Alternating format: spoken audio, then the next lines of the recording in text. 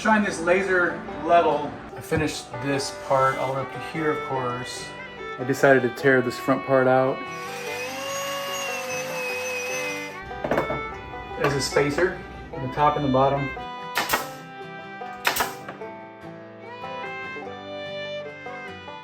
Okay, today I'm going to be working on this right here. We'll have a shelf in here, and this is going to be, I'm not going to have any of those sliding doors, I don't think. So I'm just going to have like a door that goes right here, opens fully. Yeah, so I don't think I'm going to have any drawers. On here, you'll have to have some kind of container that holds the silverware. I think there's some like skinny, taller ones you can get at like the container store and stuff. So that's what's going to happen. So that's what I'm going to do today. Just cut this piece. This will go here, and that's where the hinge is going to screw onto this, and then I can build the door right next to it.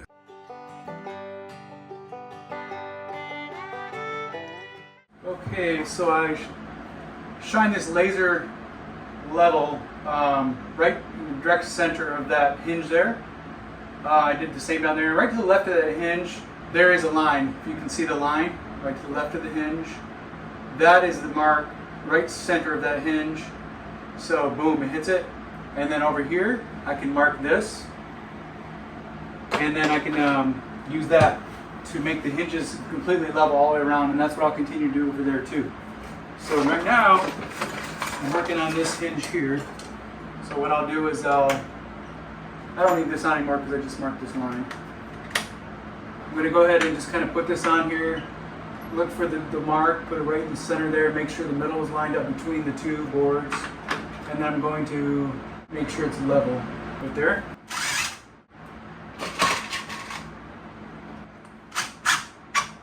Okay, looks good. Double check. This is the bit that's, you hold that there, and then the middle is where the drill bit comes out when you push this, and then it keeps it centered. It's a must-have for doors, especially cabinet doors. I'm not putting these in super tight because I have different screws with a single slot. This is a Phillips. I have a regular screws. Actually, they're right here.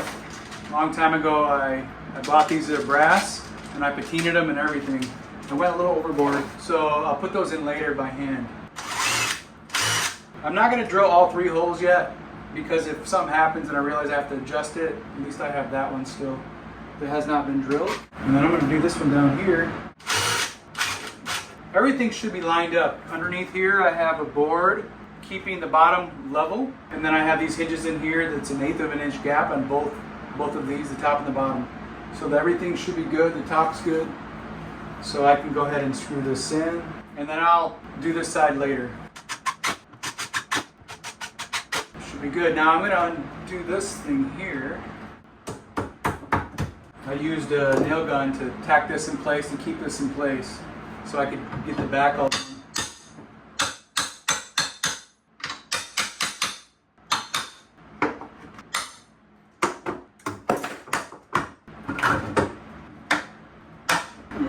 This one I didn't have room to screw it in with this one because there's not enough room there. So I'm going to do this later, and I'm going to have to do a screw through this way, or a nail gun. Probably glue it and then nail it through here.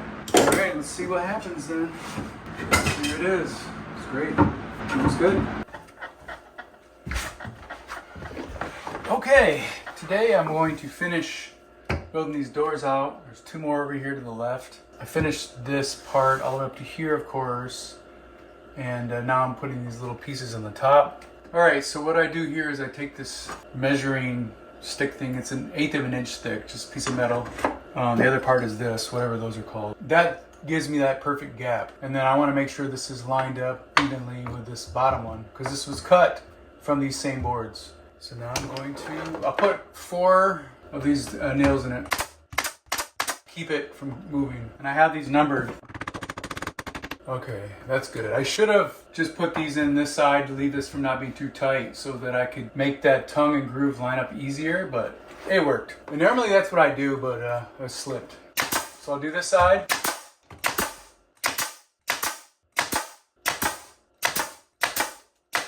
Perfect. And there's that exact gap. So later when I cut these next ones here, I'll use this again.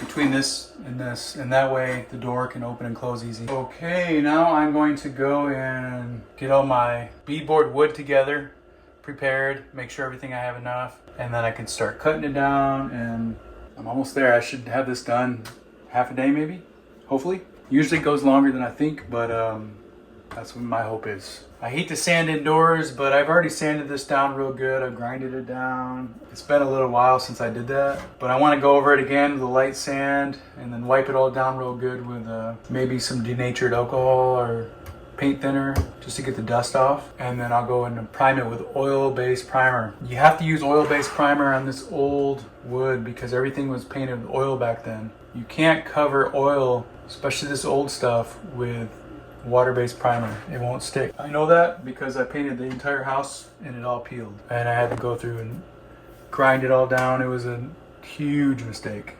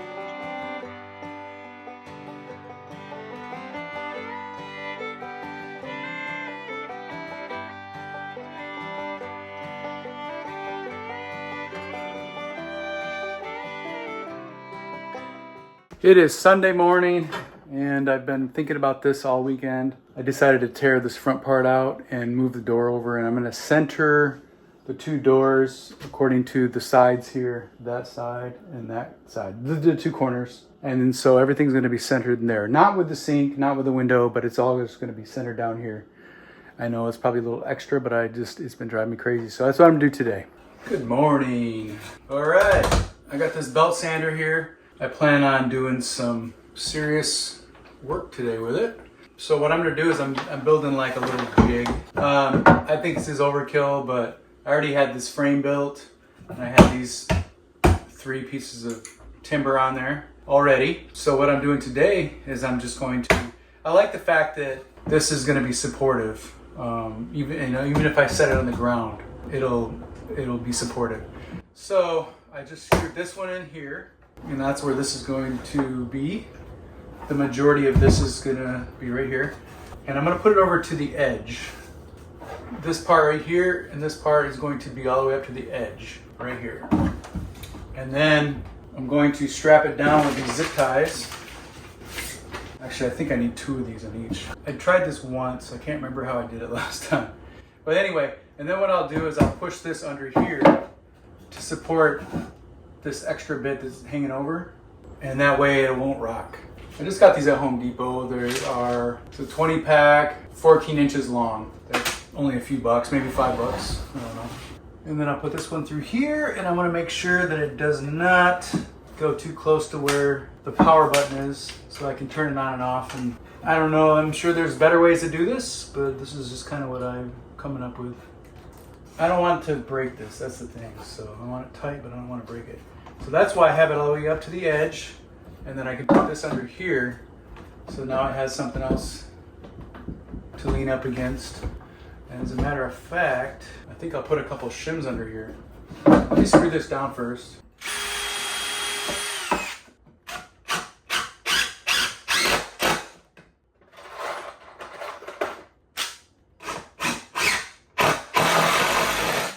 See, it's still got some rock, so that's where I'm going to use the shims.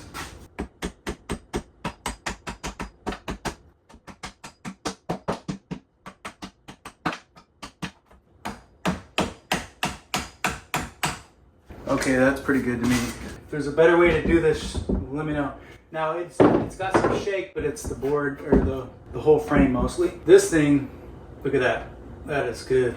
All I gotta do is plug it in and use it. Now if I need to switch this out, you can just do it right here. Prop this out, just change it. Everything's good. There's the button to turn it on and off. It's ready. You hear I think they're the cicadas. Yeah, it is so loud. It's early in the morning and it is probably close to 100 degrees. So I'm gonna push the power down and then lock it.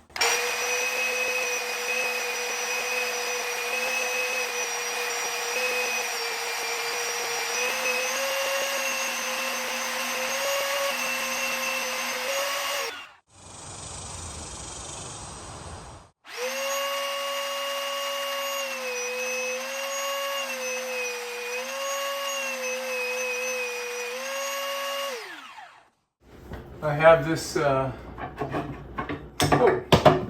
spacer in the top. Got just a couple more of these to put in. And then on the sides I use these hinges as a spacer on the top and the bottom. So that I'll have like the perfect size gap, top and the bottom there. I already did it over here too. So let's finish this. And this side is already cut on this side to match this.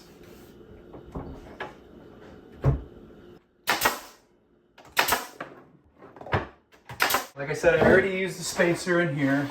So once I put this, I'm screwing this in because I wanted to be able to take it back out so that I could, put all these in. And so it should find the hole pretty easy because it's already pre-screwed in there. Right there. And then I can use a nail gun and nail that down and then remove the screw. But I just want to see how it fit first. There it is. Now, as you can see, these boards are not completely flush like I would like them, but I have a plan for that. The reason why is there's no straight board. This wood is all over 100 years old. It's pretty straight, but it's not completely flat. So when I built these drawers, you knew that they were going to be bowing in little areas here and there a little bit. So I bought these brackets that you screw in off of eBay. They're not, I don't know if they're called brackets, but they're like a bow tie thing that they used back in the old days, and they're vintage. I have 10 of them coming. So what you can do is you screw them in, and then you twist them, and it holds us in place. And that's how we'll keep them closed. And then they're appropriate for this era. Oh, that is great. Very happy. The distance between the corner and that corner to the hinge is exact on both sides. So what we did was we made everything symmetric below the sink. Not with the sink, but below the sink, because the sink is not symmetric. We made the sink symmetric with the window. That's just the way it's gonna be, and I like it. All right, so in the last video, we talked about how we really liked the character and colors of our old reclaimed beadboard and thought about leaving it as is and not painting over it. However, we did actually end up priming it and plan on painting it later. Do we regret it? Maybe a little, but here's why we painted it. One reason is that we wanted the beadboard to look original and part of the time period versus looking reclaimed and placed in a modern home. And since we plan on storing foodstuffs in there, adding a good coat of primer ensures that it encapsulates any possibility of lead paint. Plus, we weren't sure at the time how we'd end up designing our open concept kitchen and living room area and how those colors would look. Like, would it be too colorful and busy, and would it match the rest of the house? I'm sure we could have just placed it on hold to see what we decided on and then made a decision later. But that's not what we did, and maybe we should have. Lesson learned. Since we're learning as we go, there are a lot of things we would have done differently, but we move on and still like how this rough draft has turned out. It's not 100% completed yet, and we will share more of the finished build in an upcoming video. Hey there, we'd love for you to check out our newly designed website at journeydowntheroad.com. You can easily search for whatever category or topic you're interested in and read more about our little pine cottage. Get the inside scoop about our story and how we've lived simply in small spaces and how you can too. See how we've also built a handmade home with reclaimed and salvaged materials. Thanks for joining us on this journey.